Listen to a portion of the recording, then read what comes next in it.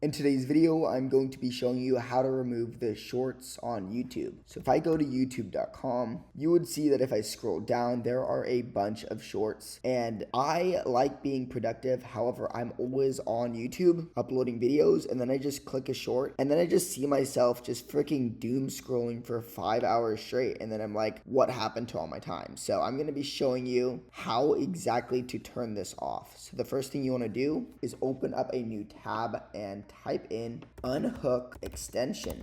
Then it says unhook, remove YouTube recommendations and shorts. So click that. Then you want to add it. Once you add it, you can then go back to YouTube. Then if you click it, so I currently have it added, then you can turn it on. So click this right here. I currently have everything hidden, but just to hide shorts, you want to turn off all of these. Then you just want to click hide shorts, and then you can just turn off all of these as well. And then you'll only be hiding shorts. So all the shorts are officially gone, which is absolutely great. You can also turn off like the home feed, so it turns off all that. You can also hide recommendations, hide live playlists, hide end screens, and you can hide all these things, which I absolutely love since I can actually be more productive. Anyways, I hope you enjoyed and subscribe.